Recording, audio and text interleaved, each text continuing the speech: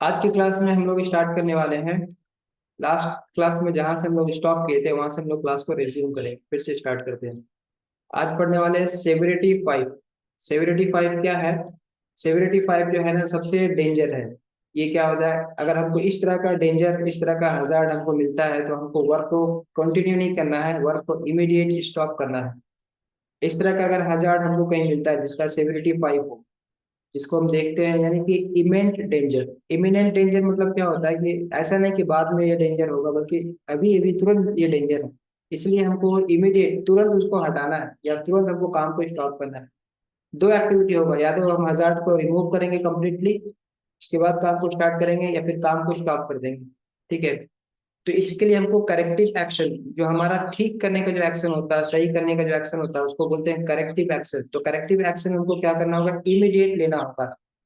तो इसमें हम हमारा क्या क्या हजार्ड है पढ़ते हैं। इसमें हमारा जो हमारा सिक्योरिटी 5 में आता है एग्जाम्पल में, work at height with इनएडिक्वेट fall protection. Work at height with इनएडिक्वेट। इनएडिक्वेट मतलब क्या होता है, अनसफिशियंट। जो इनएडिक्वेट वर्ड यहाँ पे यूज किया गया है, इसका मीनिंग क्या है, अनसफिशियंट, नॉट सफिशियंट। इसका मीनिंग क्या है, नॉट सफिशियंट। नॉट सफिशिएंट मतलब क्या होता है, एक आदमी हाइट पे काम करने के लिए गया, हम देख रहे हैं सेफ्टी का जो प्रिकॉशन लेना है उसको, वो सारा प्रिकॉशन नहीं लिया, कुछ प्रिकॉशन लिया हुआ है। अगर वो सारा प्रिकॉशन नहीं लेता है तो इसको कहेंगे इनएडिक्वेट या इनसफिशिएंट। अगर सारा प्रिकॉशन लेता है तब उसको बोलेंगे सफिशिएंट।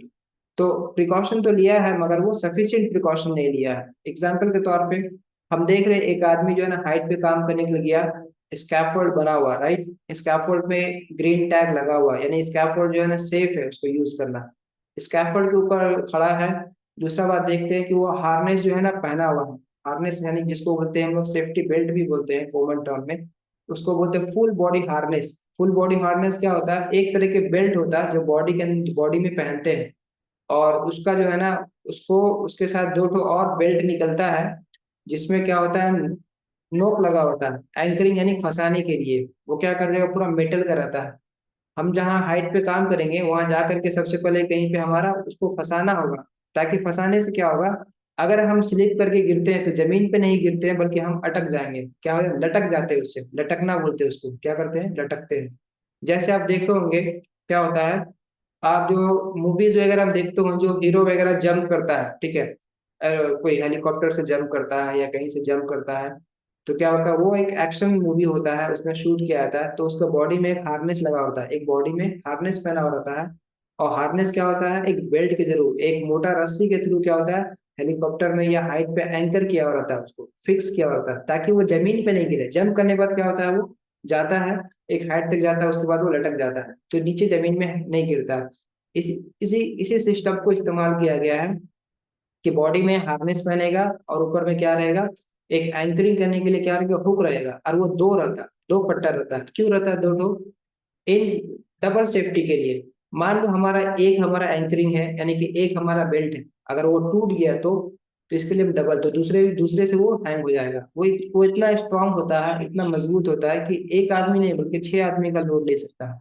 उसका लोड कैपेसिटी क्या होता है, 2000 केजी होता है, वो इतने आसानी से टूटता नहीं है। तो हम देखते हैं वो हाइट पे गया काम करने के लिए, वो सेफ्टी हार्नेस भी पहना हुआ, मगर वो एंकर नहीं किया हुआ, खाली पहन पे लगाया हुआ है। तो क्या होगा, अगर वो एंकर नहीं किया, कहीं पे फंसाया नहीं है, फिक्स नहीं किया है उसको, तो फिर उसके साथ उसका उसका जो सेफ्टी प्रिकॉशन है, वो फॉल प्रोटेक्शन सफिशिएंट नहीं है। वो फॉल प्रोटेक्शन सफिशिएंट नहीं है, इसमें हो क्या, गिर जाएगा। और हम देखते हैं कोई रूफ के ऊपर काम करने जा रहा, छत के ऊपर काम कर रहा, और छत का जो एज है, एज मतलब किनारा, वो किनारा क्या है, वो किनारा जो है ना हमारा बैरिकेड किया हुआ नहीं है, किनारे को हम लोग क्या करते हैं, फेंसिंग किया हुआ नहीं है, या फिर उसको जो है ना, उसको अलग तरीके से रेडी नहीं किया हुआ। जैसे हमारा क्या, मान लो ये छत है, ठीक है, ये छत का है, तो अब देखते हैं छत के ऊपर ये क्या है, ये हमारा फेंसिंग किया हुआ है।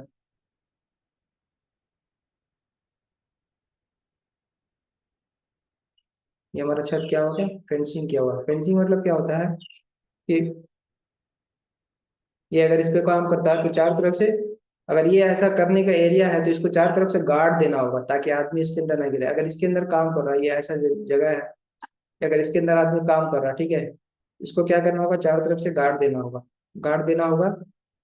पट्टा से, ताकि कोई आदमी इसके अंदर गिरे नहीं। ठीक है, तो ये इस तरह से जो आदमी यहाँ रह करके काम कर रहा है, ठीक है, यहाँ पे भी इसमें भी गार्ड देना होगा, यहाँ पे भी गार्ड देना होगा। ये गार्ड जो हम लोग देते हैं, इसको बोलते हैं प्लैंक यूज करते हैं, पटरा यूज करते हैं, उसको बोलते हैं सोल प्लेट। जो जमीन पर है sole plate, toe board, mid rail और टॉप रेल। रेलिंग हम लोग देखते हैं, रेलिंग जैसे हम लोग क्या करते हैं, घर में लैडर वगैरह बना हुआ, सीढ़ी बना हुआ है हमारा घर में, सीढ़ी घर में अंदर होता है छत पे जाने के लिए हमारा।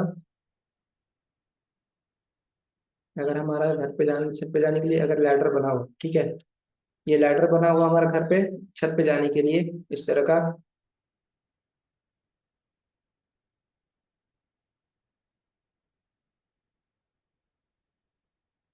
तो इसके साथ हम लोग क्या करते हैं, इसके साथ पैरेलल में एक रेलिंग भी देते हैं। रेलिंग में देते हैं, रेलिंग किस लिए देते हैं, क्योंकि रेलिंग देने से क्या होता है, ये आदमी इसको पकड़ करके चढ़ सकता है, पकड़ करके उतर सकता है। ये रेलिंग देना जरूरी होता है। कहीं पे ब्रिज वगैरह भी होता है, कहीं पे पुल वगैरह भी होता है, तो पुल में भी क्या रहता है, इस टाइप का रेलिंग मौजूद रहता है।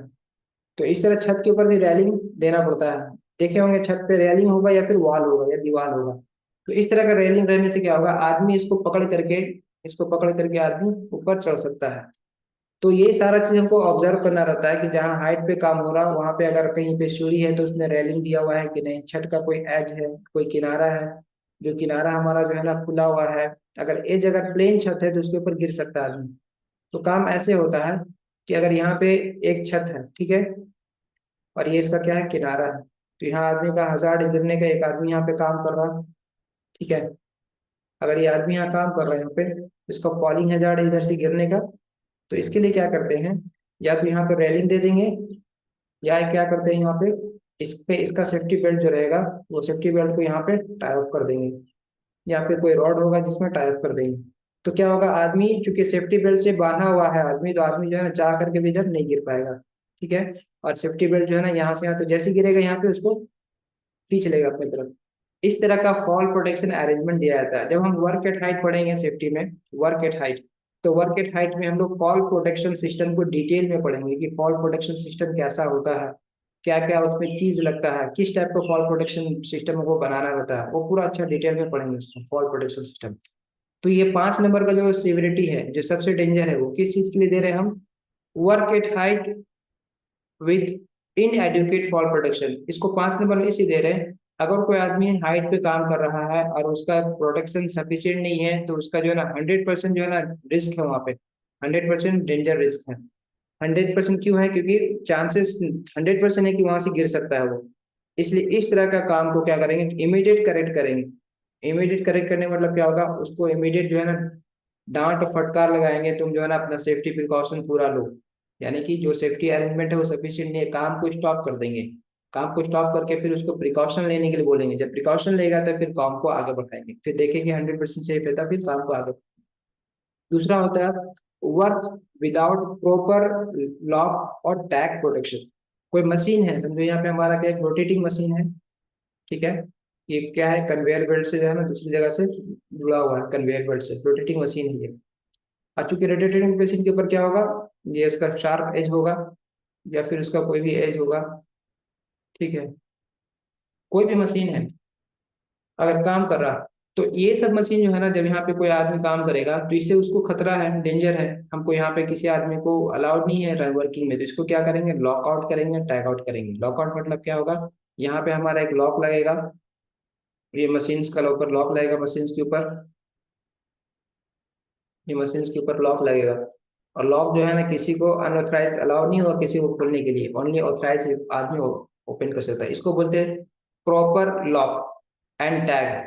लॉक तो लगेगा, उसके साथ ही साथ यहाँ पर क्या होगा, इसके ऊपर एक टैग भी लगेगा, ऐसा एक टैग लिखा हो रहेगा, इसमें पूरा डिटेल्स लिखा हो रहेगा कि ये क्यों, किस पर्पज से इसको बंद किया गया है, किसने बंद किया है, और कौन इसको खोल सकता है, डिटेल्स लिखा हो रहेगा। ताकि ये मशीन हमारा क्या है, चूंकि एक आदमी यहाँ ऑपरेट कर रहा है, तो जब भी हमारा जो है कोई मशीन्स हो गया, मशीन्स के लिए भी लॉकआउट और टैग आउट यूज करते हैं।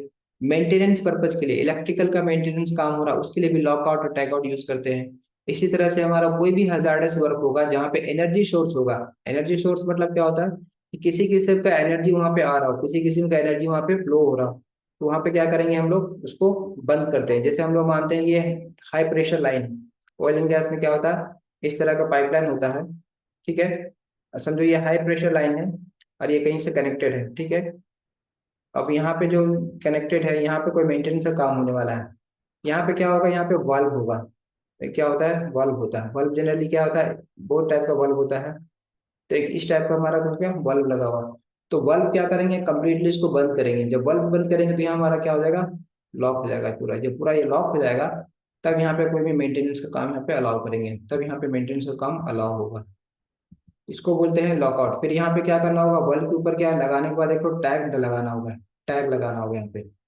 टैग क्यों लगाएंगे यहाँ पे, टैग हम इसलिए लगाएंगे क्योंकि दूसरा आदमी आकर के उसको ओपन ना कर दे, ठीक है। तो यहाँ हमारा क्या लगेगा, टैग लगेगा। यहाँ पे एक टैग लगेगा, टैग में पूरा डिटेल्स रहेगा, किसने ये लगाया है टैग और क्या मकसद से लगाया है, ये टैग लगेगा यहाँ पे। टैग क्या होता है, एक इसी तरह से एक जो है ना हार्ड पेपर का या कूट का पेपर का क्या होता है, एक तरह से कार्ड होता है जिसको यहाँ पे बांध देना रहता है और उसके ऊपर इंस्ट्रक्शन लिखा रहता है कि किस पर्पज से इसको बंद किया गया है और किसने बंद किया है। और लिखा होता है not to open without only authorise access लिखा होता है, यानी जो आदमी ऑथराइज है वही सारी खाली इसको ओपन करेगा, किसी को दूसरा को अलाउ नहीं होगा। और ये कोई ओपन कर देता है तो उसको कंपनी में बहुत बड़ा फाइन लगेगा, उसको जो है ना कंपनी से निकाल दिया जाएगा, प्लस उसके ऊपर पेनाल्टी लगेगा, जेल भी हो सकता है। तो इस तरह का जो वायलेशन होता है जिसमें आदमी की जान को खतरा है, उसमें बड़ा उस पर एक्शन लिया जाता है। तो इस तरह का हमारा इसीलिए बोलते हैं वर्क विदाउट प्रॉपर लॉक और टैग आउट। अगर हम कहीं पे देखते हैं कि कहीं पे हमारा काम हो रहा है, वहां पे जो है ना एनर्जी सोर्स है, उसको लॉक आउट और टैग आउट नहीं किया तो इमीडिएट क्या करेंगे, काम को बंद करा देंगे। तो इसको क्या देते हैं, इस तरह का ऑब्जर्वेशन हमको मिलता है तो हम इसको 5 देते हैं, सेवरिटी 5 यानी टॉप डेंजर। तो पहला क्या हो गया, work at height without safety. अगर हाइट पे काम कर रहा है उसको सेफ्टी, बिना सेफ्टी के साथ काम कर रहा या प्रॉपर सेफ्टी के साथ काम नहीं कर रहा, इनएडिक्वेट सेफ्टी के साथ काम कर रहा, तो उसको क्या करेंगे, स्टॉप कर देंगे, 5 सेवरिटी देंगे। और उसके बाद वर्क विदाउट प्रॉपर लॉक और टैग प्रोटेक्शन। अगर लॉकआउट और टैग आउट प्रोटेक्शन सही नहीं है कहीं पे देखते तो उसमें भी काम अलाउ नहीं करेंगे। नेक्स्ट आता है हमारा work in excavation without adequate protection. अगर कहीं एक्सकवेशन होता है, एक्सकवेशन का काम कहीं पे हो रहा है, वो भी हमारा प्रोटेक्शन उसमें नहीं लिया गया है। एक्सकवेशन क्या होता है, इस तरह के जमीन के अंदर खुदाई करते हैं, ठीक है। तो खुदाई करते हैं तो क्या करना है, इसमें बहुत सारा प्रोटेक्शन लेना रहता है। जैसे प्रोटेक्शन में क्या क्या आता है, इसको सबसे पहले एरिया को पूरा बैरिकेड कर देते हैं, ठीक है। उसके बाद यहाँ पे एक टैग लगा देते हैं, यहाँ पे क्या डिस्प्ले बोर्ड लगाते हैं, नोटिस डिस्प्ले लगाते हैं, ये नोटिस डिस्प्ले हो गया। क्या नहीं, ये क्या है, नॉट अलाउड। यहाँ पे लिखा रहता है कि डेंजर, यहाँ पे डेंजर लिखा हो रहेगा, आगे आदमी आएगा इसमें गिर सकता है एक्सकवेशन पिट में, इसलिए यहाँ पे उसके बाद डाइवर्सन का साइन दिया रहता है। प्लस क्या होता है, जहाँ पे एक्सकवेशन होता है उसका 5 मीटर एरिया को बैरिकेड करने के बाद वहां पे एक तो क्या करना होगा, हमको एक आदमी डिपोट करना पड़ेगा। क्या करना पड़ेगा, एक आदमी को डिपोट करना पड़ेगा, जो क्या करता है वहां पे, जो भी आ रहा है उसको मना करता है। क्योंकि ये कितना भी प्रिकॉशन ले ले इसमें भी आदमी क्या कर सकता है, मिस्टेक कर सकता है, इसके बावजूद भी आदमी जो है ना आके गिर सकता है या कोई जो है ना उसको खराब कर सकता है, इसलिए आदमी डिपोट करना पड़ेगा। तो अगर हम देखते हैं कहीं पे एक्सकवेशन है, ठीक है, एक्सकवेशन का उसका प्रिकॉशन पूरा नहीं लिया गया है, एक्सकवेशन हम कर रहे हैं, एक्सकवेशन का क्या क्या प्रिकॉशन, ये तो हमारा बाहर का अरेंजमेंट हो गया। और एक होता है एक्सकवेशन के टाइम पे, खुदाई के टाइम पे क्या क्या हमको प्रिकॉशन लेना पड़ता है। खुदाई के टाइम पे क्या होता है, ये जो हमारा एक्सकवेशन बन रहा है, एक्सकवेशन जो हमारा एक्सकवेशन मशीन होगा वो 5 मीटर के एरिया से दूर रहेगा। जो हमारा मशीन है एक्सकवेशन का वो क्या होगा, दूर से ऑपरेट करेगा। ऑपरेटर क्या करेगा, दूर से इसको ऑपरेट करेगा। क्यों, क्योंकि ये जमीन लूज हो गया, जब खुदाई होता है तो इसके आसपास का जमीन लूज हो गया, इसके वजह से मशीन क्या हो जाएगा, ओवरटर्न हो जाएगा। जब मशीन ओवरटर्न हो जाएगा तो उसमें आदमी का भी जान का खतरा है और मशीन का भी लॉस का खतरा है। इसलिए जहां एक्सकवेशन होगा उससे 5 मीटर दूरी से क्या हो जाएगा, वो एक्सकवेशन करेगा। यहाँ पे कोई आदमी काम के दौरान अवेलेबल नहीं होगा। अगर हम देखते हैं यहाँ पे हमको एक्सकवेशन हो रहा है, यहाँ पे कोई आदमी इसके आसपास मौजूद है, तो क्या होगा, इस मशीन से उसको चोट लग सकता है या अंदर गिर सकता है। या अगर कोई यहाँ पे समझोगे क्रेन ऑपरेट हो रहा है, जेसीबी समझो यहाँ पे बैठ करके ऑपरेट कर रहा हूँ, जेसीबी ड्राइवर, और ये क्या कर रहा है, यहाँ पे ऑपरेट कर रहा है, यहाँ पे उसका ऑपरेशन चल रहा है।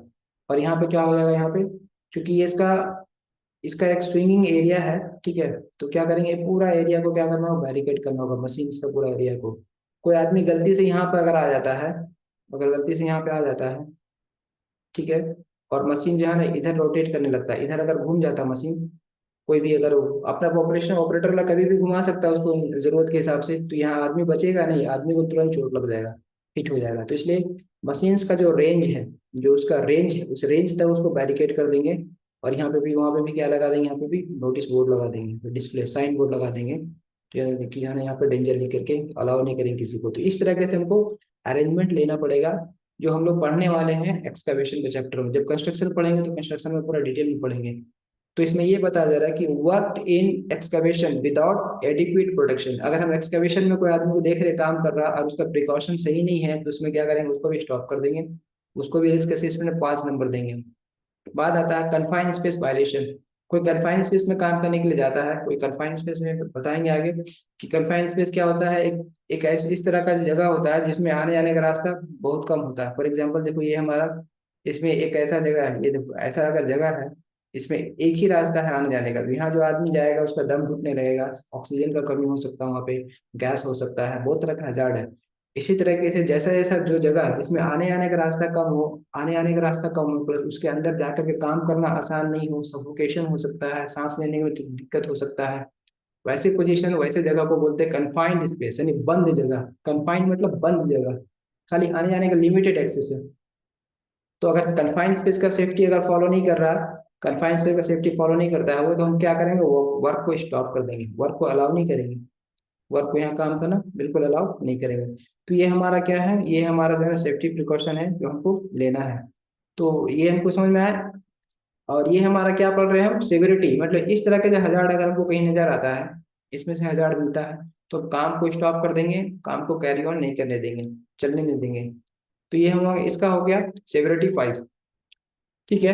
तो 1 से लेकर सेवरिटी 5 तक हम लोग पढ़ लिए, किस टाइप का हजार्ड को क्या नंबर देंगे। अब हम लोग इसके बाद पढ़ते हैं रिस्क असेसमेंट के बारे में, हम पढ़ते हैं क्या होता है सेवरिटी इंडेक्स। क्या होता है सेवरिटी इंडेक्स, देखो फॉर्मूला से कैसे निकालते हैं सेवरिटी। हम लोग जो सेवरिटी भी पढ़े 1 से लेकर के 5 तक, तो उसको अगर 5 ज्यादा डेंजर है तो उसको 5 दे देंगे सेवरिटी।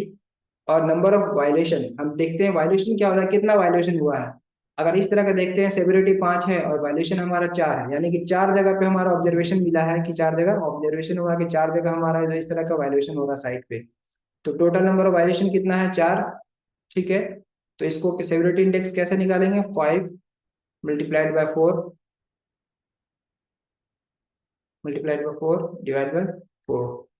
क्या हो जाएगा 5। सेवरिटी इंडेक्स क्या हो गया हमारा, 5 आ गया। यानी कि सेवरिटी इंडेक्स ज्यादा है, इसका मतलब काम को बिल्कुल भी नहीं करने देंगे, क्योंकि क्यों, क्योंकि हम समझ रहे हैं कि वो बिल्कुल साइड क्या हो गया, हजार्डस हो गया, वो साइड बिल्कुल डेंजर हो गया। तो ये हमारा हो गया हमारा सेवरिटी इंडेक्स। नेक्स्ट आता है हम लोग का रिस्क असेसमेंट। बहुत इंपॉर्टेंट चीज है रिस्क असेसमेंट। तो अब रिस्क असेसमेंट जो होता है, हम 4 × 4 ड्रॉ किए हैं, रिस्क असेसमेंट होता है 3 × 3 और 5 × 5। इजी के लिए हम 4 × 4 आपके लिए कर दिए हैं। क्या होता है 3 × 3 और 4 × 4।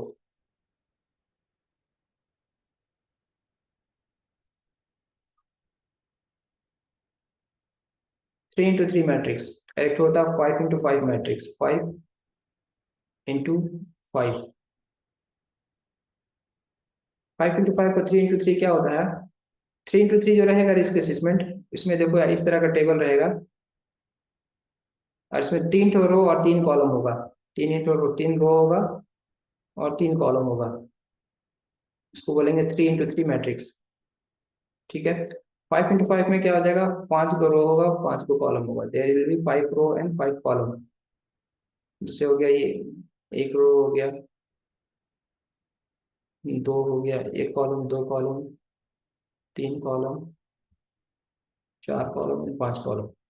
और इसमें क्या हो जाएगा, इसी तरह 5 5 को रो भी होगा, 1 2 3 4 5। तो इसको बोलेंगे 3 × 3, 3 × 3, इसको बोलेंगे 5 × 5।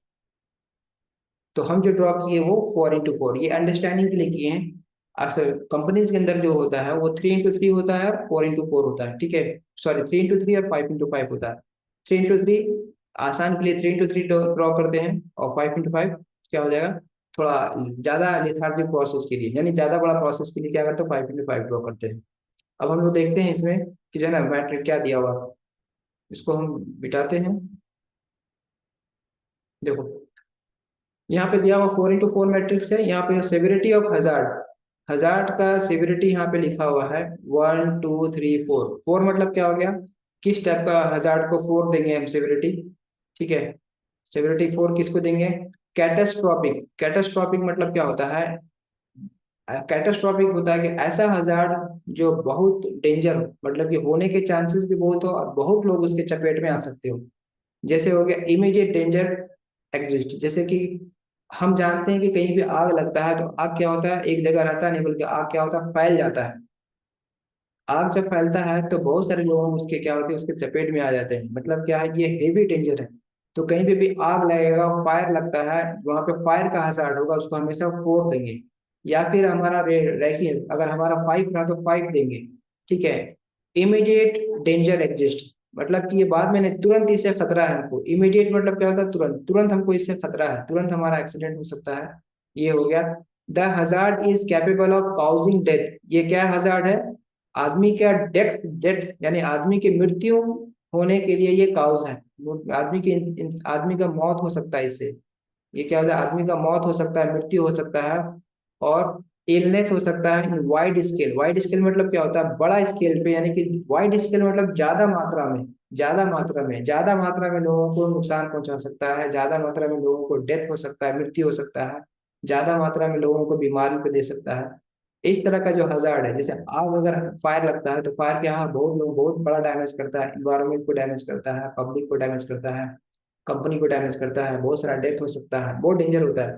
फ्लड आ गया, जैसे बाढ़ हो गया, तो बाढ़ क्या होता है, ये बहुत लोगों को डैमेज करता है। कंपनी के अंदर में इसी तरह से एक्सीडेंट होता है, गैस लीक हो गया, ये बहुत लोगों को डैमेज कर सकता है, कहीं पे आग लग गया, बहुत लोगों को डैमेज हो सकता है।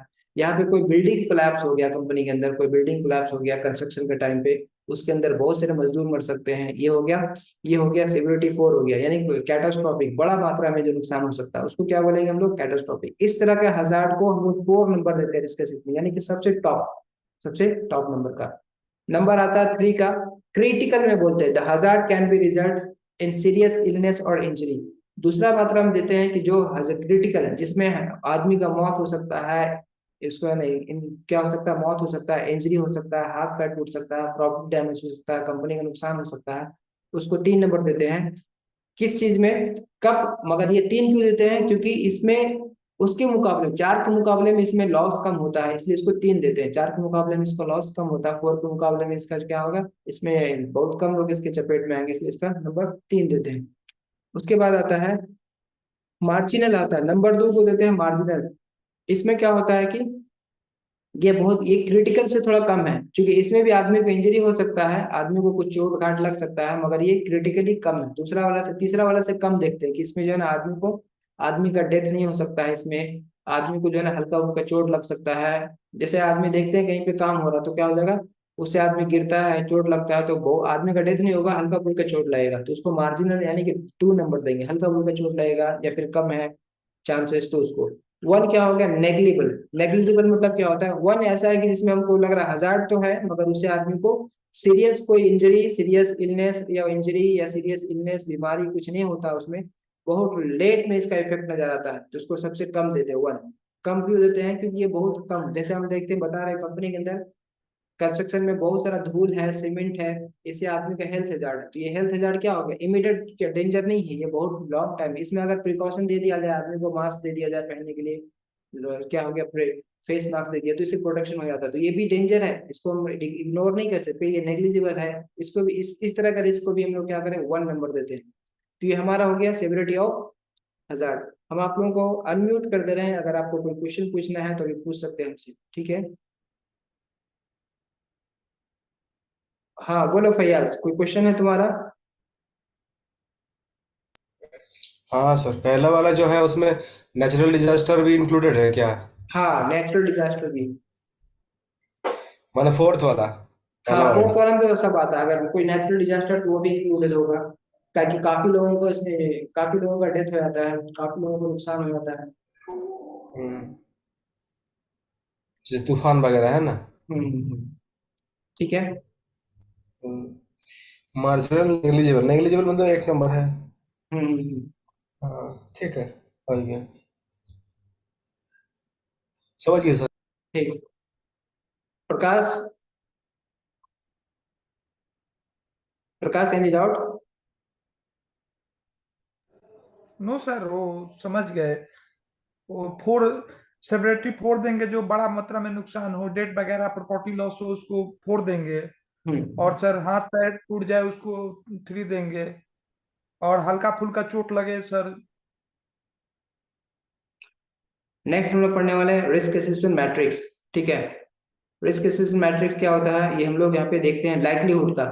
हम लोग पहले सिक्योरिटी को पढ़े थे। सिक्योरिटी मतलब क्या होता है, रिजल्ट, यानी कि क्या रिजल्ट होगा उससे, क्या नुकसान होगा, उसको बोलते हैं सिक्योरिटी। अब यहाँ लाइक्लीहुड यानी कि पॉसिबिलिटी क्या है। लाइक्लीहुड मतलब क्या, पॉसिबिलिटी होने का, पॉसिबिलिटी क्या है, चार इसमें भी पॉसिबिलिटी है।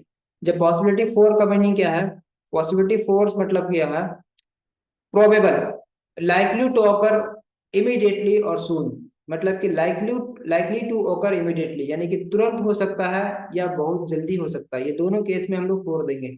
हम देख रहे हैं एक आदमी जो है ना हाइट पे काम कर रहा, और उसका जो है स्ट्रक्चर क्या हो गया, उसका स्ट्रक्चर खराब है, यानी कि वो स्ट्रक्चर जो है ना कोलैप्स हो सकता है। तो लाइकली टू ऑकर यानी कि तुरंत हो सकता है, या फिर हो सकता है थोड़ा देर में होगा, मगर वो होगा जरूर। तो ऐसे सिबिलिटी को, ऐसा ऐसा लाइकलीहुड को हम फोड़ देंगे, लाइकलीहुड फोड़ देते हैं इसका, जिसमें हमको लगता है कि ये होगा, यानी कि हमको दिख रहा है कि ये चीज हो जाएगा, तो इसको लाइकलीहुड फोड़ देंगे। इसको क्या करते हैं, इसको स्टॉप कर देते हैं वर्क को। तो प्रोबेबल, प्रोबेबल मतलब क्या, होने की संभावना है, 100% होने की संभावना है। ऐसा नहीं कि गैस है, सिर्फ होने की संभावना है, अभी हो जाएगा या थोड़ा देर में होगा। ठीक है, जैसे आप देखते हो ना, एक आदमी क्या कर रहा है, एक आदमी क्या कर रहा है, आग से खेल रहा है, तो क्या आपको क्या लगेगा, आप देख रहे होंगे ना वो आग जो है ना बढ़ रहा है, इसका मतलब जल्दी वो क्या करेगा, वो आदमी को आग लग जाएगा। तुरंत तुरंत लग जाए या फिर कुछ देर में लग जाए, मगर वो लग जाएगा। ऐसा एक्सीडेंट हम लोग देखते हैं। ठीक है, तीसरा किसमें देंगे, reasonable, reasonably probable. Reasonably probable मतलब क्या होता है कि हमको तुरंत होने से थोड़ा कम लगता है, कि चांसेस उसमें थोड़ा है, चांसेस उसमें है। इमीडिएट होने के चांसेस कम है मगर चांसेस है, इमीडिएट होने के चांसेस कम है, यानी कि तुरंत होने के चांसेस कम है मगर चांसेस है कि हो जाएगा। ठीक है, इसको बोलते हैं प्रोबेबल। प्रोबेबल, रीजनेबल यानी कि हमको उसका सफिशिएंट दिख रहा है कि इसमें आग लग सकता है, इसमें आदमी का एक्सीडेंट हो सकता है, तो इसको हम लोग क्या कर देंगे, 3 देंगे लाइवलीहुड।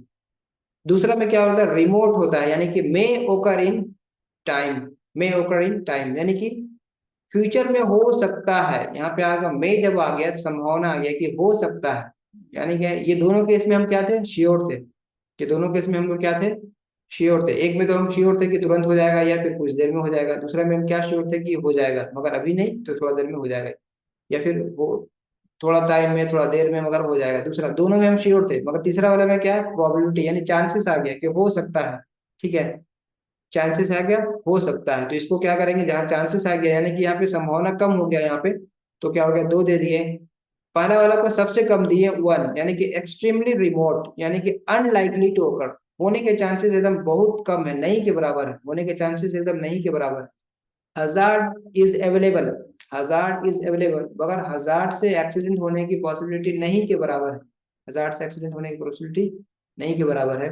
तो उसको क्या करेंगे, हम 1 देंगे। जैसे आपको बताया था कि कंपनी के अंदर पेपर कप रखा हुआ, ठीक है, पेपर कप कैंटीन में फेंका हुआ है, बिखरा हुआ है पेपर कप, या फिर जो है ना मिठाई का डब्बा फेंका हुआ है, तो इससे एक्सीडेंट होने के कितना चांसेस है, बहुत कम है, नहीं के बराबर है, मगर हजार्ड है, इसलिए इसको 1 देंगे। तो अनलाइकली टू ओकर, होने के पॉसिबिलिटीज क्या है, बिल्कुल कम है।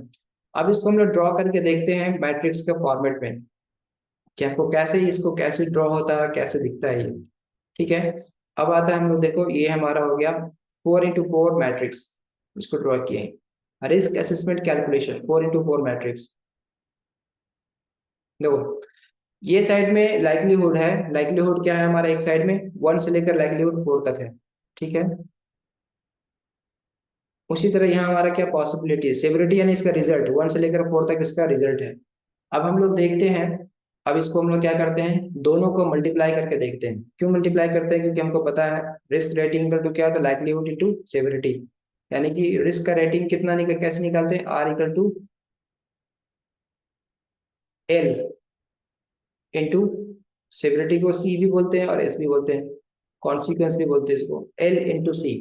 अब हम यहाँ पे मल्टीप्लाई करते हैं, यहाँ पे हम अगर हमारा, देखो अगर हमारा लाइक्लीहुड 1 है, ठीक है, सॉरी लाइक्लीहुड अगर 1 है और सेवरिटी भी 1 है, तो 1 × 1 क्या होगा, 1 होगा।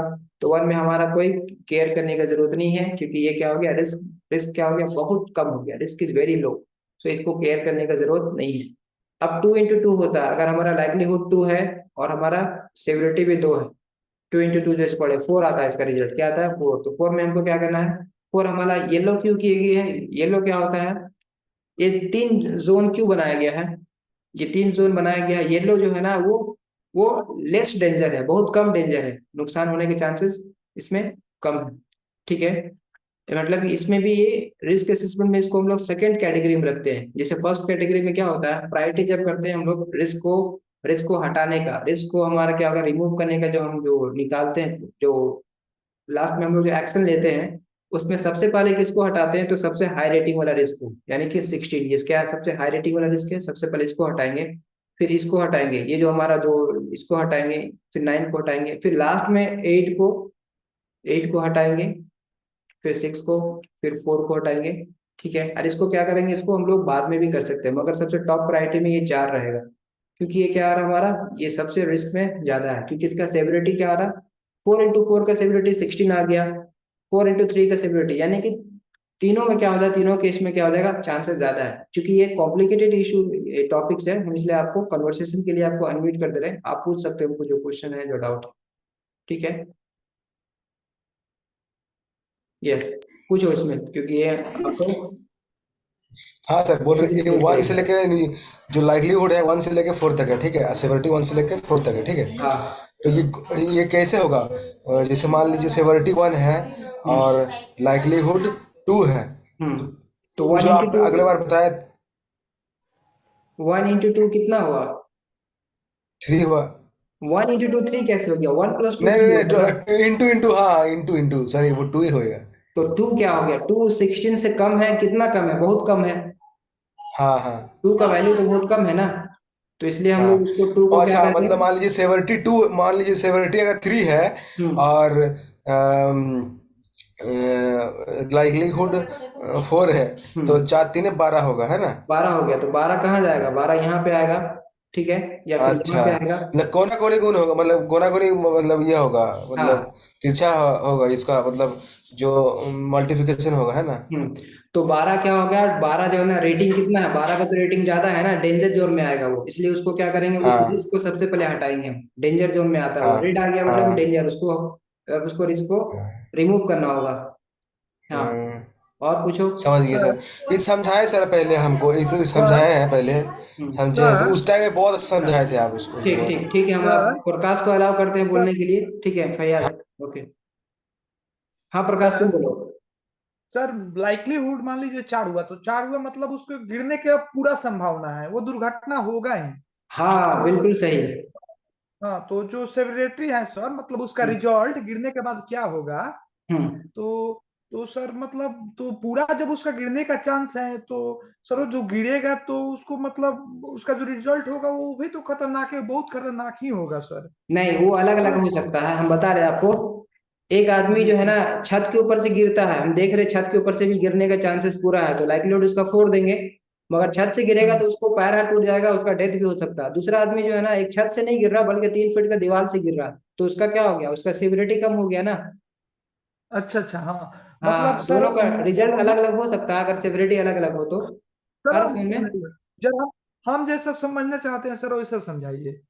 हाँ, तो हेलो, देखो फिर से हम समझा दे रहे हैं आपको क्या होता है, नहीं सर हम लाइक्लीहुड क्या जैसा होता है। समझना चाहते हैं सर, हम बता रहे हैं, हम बहुत हद तक सर समझ गए, मतलब हमको कहने का मतलब है आदमी 2 फुट के ऊंचाई से गिरे या 20 फुट के ऊंचाई से गिरे, मतलब उसको गिरना है, तो उसको हम लाइक्लीहुड सर 4 ही देंगे, या छत से गिरे या 3 फुट से गिरे, हाँ।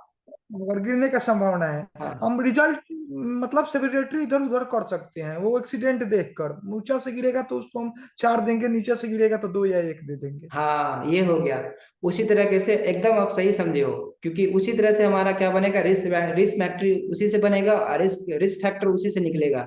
उसी तरह देखते हैं, हम आपको एक और एग्जांपल देते हैं। एक आदमी जो है ना, सर एक मिनट एक एक मिनट। हाँ बोलो। हाँ एक सर, पहले उसको बनाना पड़ेगा, उसके बाद ही आप असेसमेंट करके बनाने के बाद पता चलेगा कि रिस्क कौन लेवल पे हाँ, है ना, यस यस। पहले बनाना पड़ेगा ना। ठीक है, एक आदमी जो समझे। है ना, एक आदमी हाईवे पे रात में गाड़ी चला रहा है, ठीक है, एक आदमी बाइक से चल रहा है और एक आदमी कार से चल रहा है, ठीक है। अब जो है ना, जहाँ पे जा रहा है वो एक्सीडेंट जोन है, यानी कि वहां पे एक्सीडेंट होने के चांसेस ज्यादा है, बोल दिया गया पहले से ये एक्सीडेंट जोन है, यहाँ पे एक्सीडेंट होने के चांसेस ज्यादा है। तो किसका किसका रिस्क असेसमेंट जब करेंगे तो बाइक वाला का और कार वाला का किसका ज्यादा रिस्क फैक्टर आएगा, किसके लिए आएगा ज्यादा? वो बाइक वाला का सर। बाइक वाला का ज्यादा आएगा, क्यों? क्योंकि सर वो तो बंद बॉडी में बैठा हुआ है, फोर व्हीलर वाला सर। उसको हम्म। मतलब अगर एक्सीडेंट भी होगा तो हल्का फुल्का चोट आएगा, लेकिन ये तो सीधा रोड पे चला जाएगा, इसके ऊपर गाड़ी का चक्का भी आ सकता है सर। हाँ तो इसको, तो रिस्क जो है ना, इसका मतलब रिस्क फैक्टर सबसे ज्यादा बाइक वाला का आएगा, कार वाला का रिस्क फैक्टर कम हो जाएगा, हालांकि एक्सीडेंट का चांस दोनों के लिए है। जी जी। इसी तरह हम लोग क्या करते हैं, रिस्क असेसमेंट निकालते हैं कंपनी के अंदर कि हम एक देखते हैं सिनेरियो, उसमें देख रहे हैं कि दोनों में इसमें एक्सीडेंट होने के चांसेस है, मगर हम देखते हैं कि इसका रिजल्ट क्या होगा, क्योंकि हमको पता चल जाएगा ना, रिजल्ट देख करके उसका रिस्क को देख करके समझ में आता है कि इसका रिजल्ट क्या होगा। ठीक है, तो रिजल्ट के हिसाब से उसका सेवरिटी देंगे और सेवरिटी को लाइवलीहुड से मल्टीप्लाई करेंगे तो फाइनल आएगा। तो इसका मतलब हमको अगर आता है वो सबसे हाई रेटिंग आ जाता है, हाई रेटिंग आता है तो एकदम काम को तुरंत क्या करेंगे, क्लोज कर देंगे, काम को स्टॉप कर देंगे, अलाउ नहीं करेंगे बिल्कुल जब तक रिस्क को रिमूव नहीं करते हैं। और उसका रेटिंग रिस्क फैक्टर कम आता है, रिस्क फैक्टर अगर उसका कम आता है, 2 3 4 आता है, समझे, 4 आता है, 8 आता है, तो उसको क्या देखते हैं कि वो ग्रेट येलो जोन में है, इसका मतलब क्या है, उसमें चांसेस कम है, तो उसको क्या करेंगे, उसको जो है ना, उसको हाई रेटिंग में नहीं रखेंगे, उसको बाद में उसको भी रिमूव करना है, मगर उसको सेकंड कैटेगरी में रखेंगे। ये हमारा रिस्क रिस्क असेसमेंट कैलकुलेशन, ये हमारा जो है ना रिस्क असेसमेंट सेफ्टी में बहुत इंपॉर्टेंट है, ये आपको आना चाहिए। अगर आप सेफ्टी में रिस्क असेसमेंट करने नहीं जानते हो, अगर रिस्क असेसमेंट बनाने नहीं आता आपको, तो आप सेफ्टी ऑफिसर नहीं हो, क्योंकि सेफ्टी ऑफिसर का काम है कि रिस्क का मूल्यांकन करना, कितना रिस्क है, कौन से काम में कितना रिस्क है, कितना हजार्ड है, उसका कैलकुलेशन करना, उसका मूल्यांकन करना, ये सेफ्टी ऑफिसर का इंपॉर्टेंट काम होता है, समझे। तो यही इसी को बोलते हैं, पहले बोलते थे हीरा, HIRA। हीरा, HI मतलब क्या हो गया, हैजार्ड आइडेंटिफिकेशन, और RA मतलब रिस्क असेसमेंट। तो ये आपका रिस्क असेसमेंट बनाने आपको कंपनी के अंदर आना चाहिए कि कौन सा एक्टिविटी चल रहा है, बहुत उस ठीक है कंपनी की सर। एक्टिविटी में क्या आप रिस्क असेसमेंट कैसे बनाए। आप बहुत आसानी से समझा दिए हैं सर, मतलब बहुत अच्छा से समझ में आ गया है। ठीक, वेरी गुड। चलो नेक्स्ट मूव करते हैं।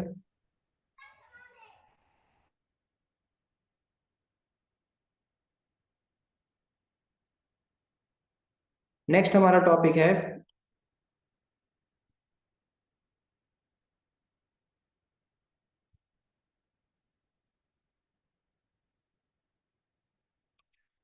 हाँ, इमरजेंसी प्रोसीजर, इसको बोलते हैं इमरजेंसी प्रोसीजर।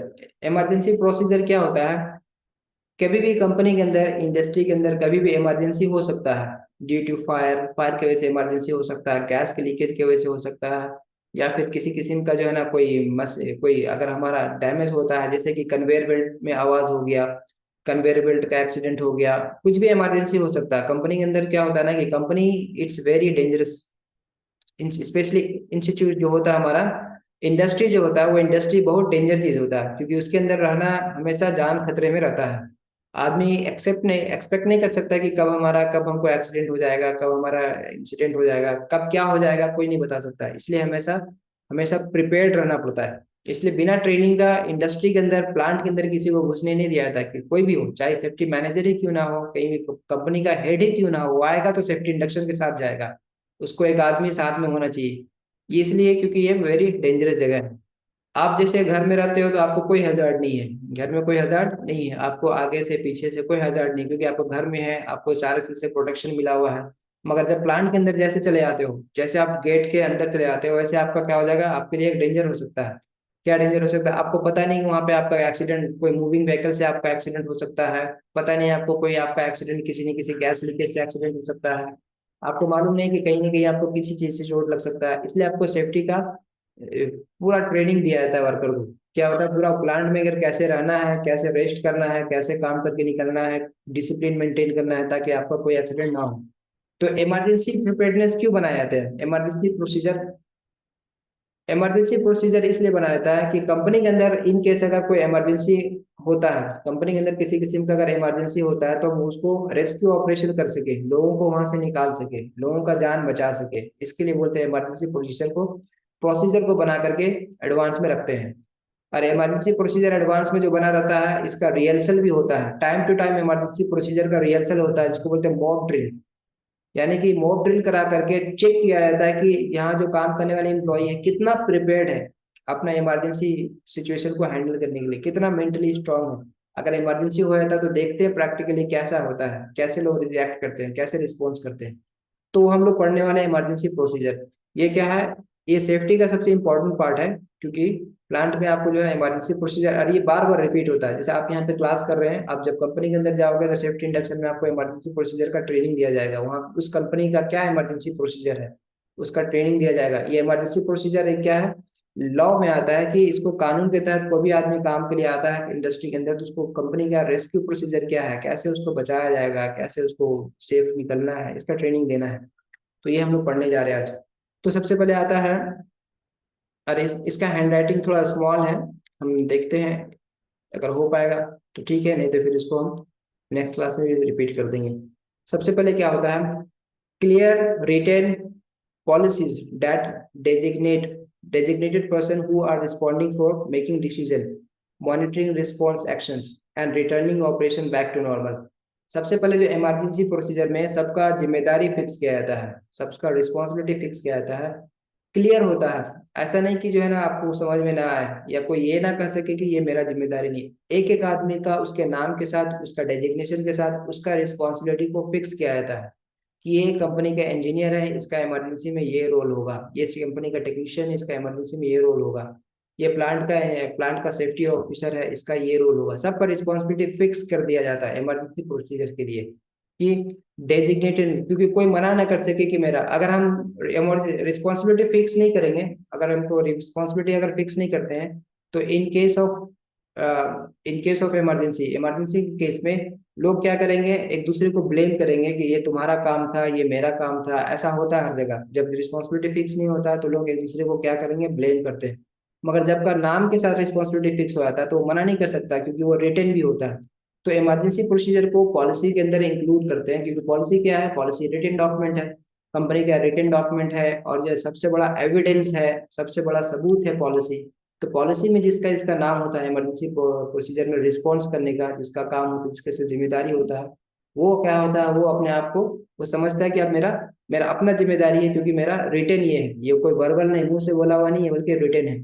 तो इसलिए क्या होगा कि क्या हमारा क्या मॉनिटरिंग रिस्पॉन्स कैसे होगा, कैसे लोगों को रेस्क्यू करना है, कैसे बचाना है, ये सारा चीज रिटेन होता है उसके अंदर। तो सबसे पहले ये है कि ये क्या होता है, क्लियर होता है, रिटेन पॉलिसी होता है, that designated person who are responding to making decision. कौन इसका डिसीजन मेकिंग कौन होता है, इसमें सब सब अलग अलग क्लास होता है। एक होता है कि लोअर क्लास वाला क्या करता है, डिसीजन मेकिंग नहीं होता, वो लोग क्या करता है, डिसीजन को फॉलो करने वाला होता है। अपर क्लास में जो लोग होता है वो लोग डिसीजन मेकिंग होता है, डिसीजन मेकर होता है, वो लोग डिसाइड करता है कि हमको क्या करना है, कैसे करना है। और नीचे वाला को वो लोग ऑर्डर देता है, इंस्ट्रक्शन देता है, तो उसके हिसाब से फिक्स होता है कि कौन डिसीजन मेकर कौन होगा। ठीक है। दूसरा आता है, name of those who are responsible for assessing the degree of risk of life. ठीक है।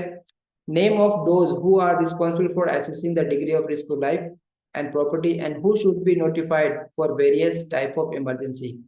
पहला बात यह है, एक आदमी जो आदमी का रिस्क, यानी कि जो लाइफ का जो रिस्क है या जिंदगी का जो खतरा है, जो आदमी का जान जाने का खतरा है, उससे रेस्क्यू करने के लिए कौन सा आदमी उसको हेल्प करेगा, उसका नाम के साथ उसका क्या होगा, उसका नाम के साथ उसका कंपनी के अंदर उसका रिटन ऑर्डर होगा उसको, कि ये आदमी डेजिग्नेटेड है, ये आदमी इस काम के लिए रेस्क्यू काम में काम करेगा।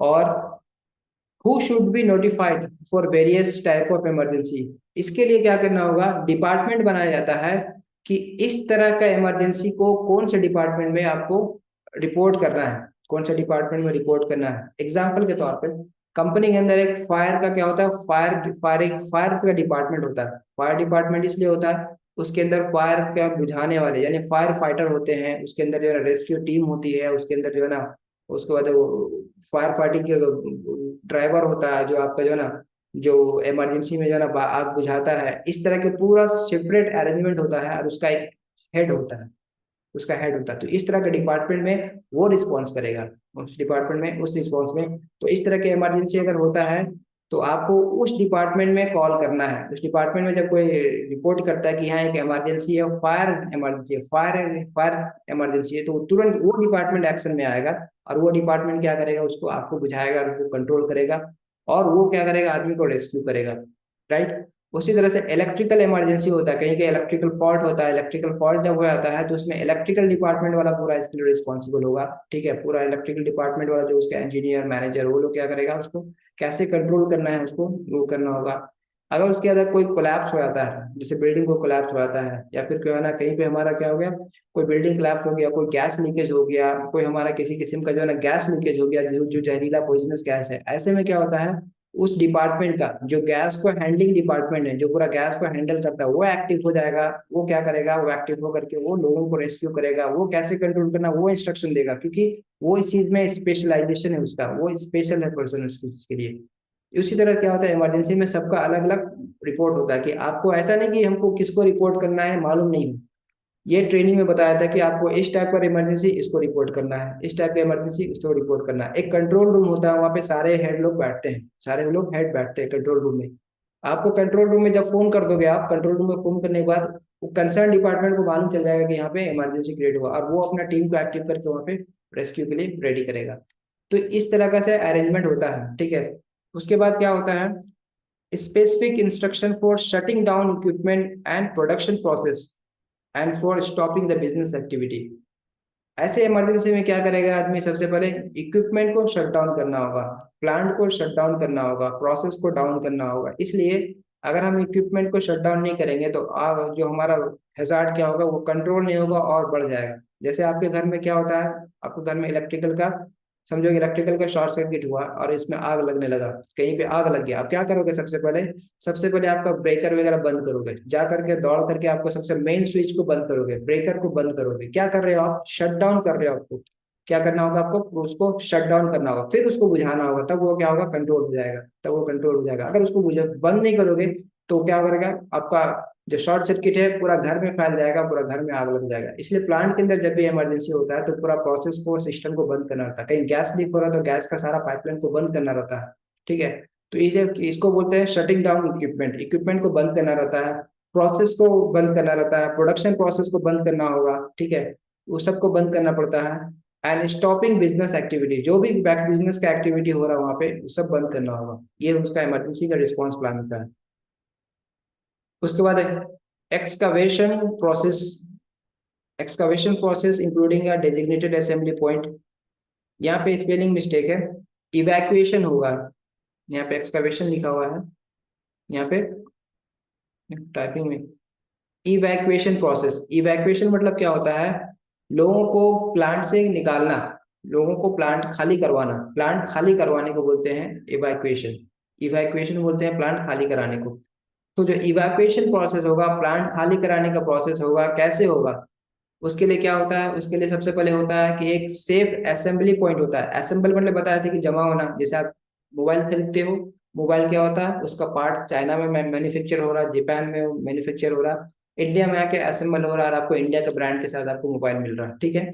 इसी तरह आप गाड़ी परचेज करते हो, टाटा मोटर्स का गाड़ी लेते हो, टाटा क्या करती है, मोटर्स अलग अलग पार्ट्स बनाने के लिए अलग अलग कंपनी को कॉन्ट्रैक्ट दे के रखी है, अलग अलग सब बनाती है, और टाटा मोटर्स में असेंबल होता है, जमा होना। उसी तरह का रेस्क्यू होता है, तो आदमी सबको एक पॉइंट पे जमा होना पड़ता है जहां से उसको निकाला जा सके। इसके लिए ट्रेनिंग दिया जाता है कि आपको खुद से असेंबली पॉइंट पे आना है।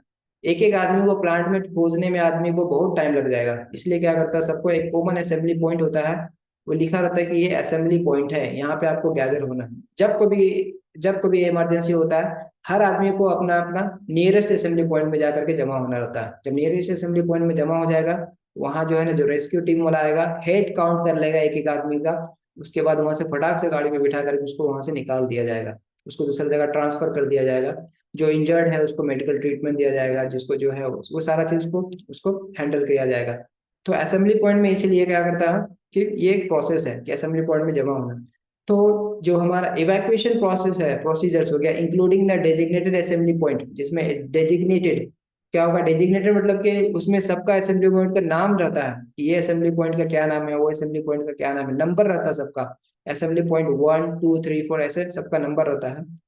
आउटसाइड द वर्क प्लेस, वो कहाँ रहता है, बिल्कुल वर्क प्लेस पे नहीं रहता, वर्क प्लेस से बाहर होता है। जैसे आपका ये प्लांट का लोकेशन है ना, अगर आपका प्लांट इतना बड़ा प्लांट है, इतना बड़ा प्लांट एरिया है, ठीक है, तो इसका यहाँ पे ऑपरेशन चल रहा है, पूरा प्लांट इतना भर में ही है, ठीक है। यहाँ एक असेंबली पॉइंट होगा, यहाँ असेंबली पॉइंट होगा, यहाँ पे होगा, यहाँ पे होगा, जो प्लांट से बाहर होगा। क्यों? कि आदमी यहाँ से यहाँ आएगा, फिर इसको यहाँ से रेस्क्यू कर लिया जाएगा। इस तरह का होता है। कभी भी असेंबली पॉइंट प्लांट के बीचों बीच नहीं होगा, इस तरह का असेंबली पॉइंट नहीं होता है। असेंबली पॉइंट को क्या होता है, क्योंकि आपको सेफ रखना है, इसलिए आपको अंदर नहीं बल्कि बाहर में असेंबली पॉइंट होता है। आपको बता दिया जाएगा ये वाला आपको असेंबली पॉइंट है, गाड़ी आएगा, सब असेंबली पॉइंट पे आएगा, सब आदमी को कलेक्ट करके वहां से रेस्क्यू कर लेगा। समझे? असेंबली पॉइंट क्या होता है? असेंबली पॉइंट सीधा गेट की तरफ ओपन होता है, ठीक है, वहां से निकलने का प्रोसेस होता है। तो ये हमारा काम है असेंबली पॉइंट में ऐसे एम्प्लॉय को निकालने का। नेक्स्ट प्रोसीजर क्या है? Employ who are responsible for shutting down the equipment. Procedure for employees who are responsible for shutting down critical operations before an evacuation। जहां जब, हाँ ये इवैक्यूएशन सही लिखा हुआ, इवैक्यूएशन, हाँ ये भी सही है स्पेलिंग, इवैक्यूएशन लिखा हुआ, right, spelling evacuation. Procedure for employ who are responsible for shutting down critical operations before an evacuation. एक प्रोसीजर होता है, उस प्रोसीजर के तो जो जो एम्प्लॉय डेजिग्नेटेड है, जो जो एम्प्लॉय उसके लिए फिक्स है कि ये आदमी, इसका काम ये फिक्स है कि प्लांट को शट डाउन करेगा, इसका फिक्स है कि ये इक्विपमेंट को बंद करके आएगा, वो इमीडिएट वो प्लांट से बाहर नहीं चला जाएगा, वो अपने आप को रेस्क्यू नहीं कर लेगा, बल्कि प्लांट को बंद करने के बाद जाएगा, वो उसका रिस्पॉन्सिबिलिटी है, उसका रिस्पॉन्सिबिलिटी फिक्स किया हुआ है। इंजीनियर है तो इंजीनियर भाग नहीं सकता है जब तक वो प्लांट को शट डाउन नहीं करवा दे। टेक्नीशियन है, टेक्नीशियन जब तक प्लांट को शट डाउन नहीं करेगा तब तक बाहर नहीं आ सकता। इतना इतना हैवी इमरजेंसी नहीं होता है कि इमीडिएट सबके सब मर जाएंगे, नहीं ऐसा नहीं होता है, बल्कि आपके पास टाइम रहता है रेस्क्यू रेस्क्यू करने का, भागने का, जाने का, बहुत टाइम रहता है। तो उसके लिए क्या करना होगा, प्लांट को डाउन करके बंद करके जाना रहता है। अगर प्लांट अगर चालू रहेगा तो क्या हो जाएगा, ये हजार्ड और भयानक रूप ले लेगा, इसलिए प्लांट को बंद कर दिया था। इसलिए नेक्स्ट आता है procedure, specific training and practices schedules and equipment requirement for employee who are responsible for rescue operations, medical duties, hazard response, firefighting and other responsibilities specific to firework। इसमें बताया था कि ट्रेनिंग दिया था, स्पेशल ट्रेनिंग दिया था rescue team को, और उसको प्रैक्टिस कराया था, ठीक है, प्रैक्टिस कराया था किस लिए, रेस्क्यू ऑपरेशन के लिए। आप चूंकि तो रेस्क्यू ऑपरेशन में नहीं रहोगे, सेफ्टी वाला रेस्क्यू ऑपरेशन में नहीं रहता, सेफ्टी वाला क्या कोऑर्डिनेशन में रहता है उसके साथ, कि अगर ये कहीं इमरजेंसी होता है तो वो क्या होता है, उसका काम है कि एम्प्लॉय को, वर्कर को ट्रेनिंग देना कि इमरजेंसी में आपको कैसे निकलना है वहां से, उसका काम है कि वर्कर को इंस्ट्रक्शन देना। इमरजेंसी में रिस्पॉन्स करने के लिए अलग टीम होता है जिसको ट्रेनिंग होता है, सेफ्टी वालों को वो ट्रेनिंग नहीं होता है, सेफ्टी वालों को वो ट्रेनिंग नहीं होता, उसके लिए रेस्क्यू टीम अलग होता है, उसका ट्रेनिंग होता है। तो रेस्क्यू ऑपरेशन में होगा मेडिकल ड्यूटीज, यानी कि वो इंजर्ड है तो उसको कैसे मेडिकल ड्यूटीज देना है, हजार्ड को रिस्पॉन्स कैसे करना है, फायर को कैसे कंट्रोल करना है, इसके लिए क्या होता है, सब डिपार्टमेंट होता है, वो लोग उसको कंट्रोल करता है, ये सारा चीज का ट्रेनिंग होता है। अब आता है last, the preferred means of reporting Fyers and other emergency. Preferred means of reporting Fyers and other emergency में ये होता है कि फायर हो गया और कोई भी किस्म का इमरजेंसी होता है तो उसको रिपोर्ट कैसे करना है, उसको रिपोर्टिंग कैसे करना है, वो उसका भी ट्रेनिंग दिया जाता है कि आपको जो है ना कैसे रिपोर्ट करना है। जैसे आप बोलते हैं एक आदमी साइट पे देखा, कुछ उसको इमरजेंसी समझ में आया, वो क्या क्या कंट्रोल रूम में फोन कर दिया, क्योंकि वहाँ पे टेलीफोन बूथ रहता है, एक नंबर रहता है, डायल किए कंट्रोल रूम में लग गया। कंट्रोल रूम में फोन लगने के बाद कंट्रोल रूम वाला पूछेगा what is the hazard, what is there, क्या है वहाँ पे, बोलेगा तो बोलेगा इमरजेंसी। तो इमरजेंसी में उसको बताना होगा किस टाइप का इमरजेंसी है, ये मेडिकल इमरजेंसी है, मेडिकल इमरजेंसी मतलब एक आदमी इंजर्ड हो गया, उसको ब्लीडिंग हो रहा है, उसको जो है ना, तो ये मेडिकल इमरजेंसी है। फायर लग गया तो फायर इमरजेंसी हो गया, इलेक्ट्रिकल है तो इलेक्ट्रिकल फायर इमरजेंसी बताना होगा, ठीक है, बिल्डिंग कोलैप्स है तो वो हो गया, गैस लीकेज है तो वो बताना होगा। तो इस तरह का मालूम होना चाहिए कि हमको रिपोर्ट कैसे रिपोर्ट करना है, क्योंकि कंट्रोल रूम में जो इन्फॉर्मेशन जाएगा फिर वो वेरीफाई करेगा, उसी अकॉर्डिंग से अपना टीम लेकर के आएगा। अगर आपको है ना कोई मेडिकल इमरजेंसी या कोई फायर बोल दिया तो फायर का टीम पहुंच जाएगा वहाँ पे, मेडिकल वाला जो है नहीं पहुंच पाएगा। इसके वजह से क्या होगा, रिपोर्टिंग जो है ना सही होना चाहिए, जब भी हमारा कोई इमरजेंसी क्रिएट होता है तो उसका रिपोर्टिंग के लिए सही होना चाहिए। तो ये सारा चीज होता है। बहुत सारा ओपनिंग आता है गल्फ के लिए, जिसमें आपको क्या होता है, शटडाउन के लिए हायर किया जाता है, तो इसमें क्या किया जाता है कि आपको एक फायर वॉचर का जॉब होता है, होल वॉचर का आता है, प्लस बहुत सारा इमरजेंसी टीम के लिए आता है बहुत सारा। तो उसमें आपको क्या करना पड़ेगा, यही क्वेश्चन पूछता है कि इमरजेंसी में कैसे रिस्पॉन्स करना है कंपनी के अंदर, अगर कहीं पे इमरजेंसी होता है तो तुम कैसे निकलोगे, क्या करोगे, क्या प्रोसीजर है। तो हर कंपनी का अलग अलग प्रोसीजर होता है, ये प्रोसीजर होता है, ये कॉमन प्रोसीजर है। और कंपनी का अलग अलग स्पेसिफिक प्रोसीजर है। जिस कंपनी में काम करोगे उस कंपनी का प्रोसीजर तुमको मालूम होगा कि इस कंपनी में ये प्रोसीजर है। तो आगे हम लोग और भी कोशिश पढ़ने का है। ये हमारा यूनिट 2 का लास्ट टॉपिक है। हम आपको अनम्यूट करते रहे ताकि आप कोई क्वेश्चन है तो पूछ सकते हैं।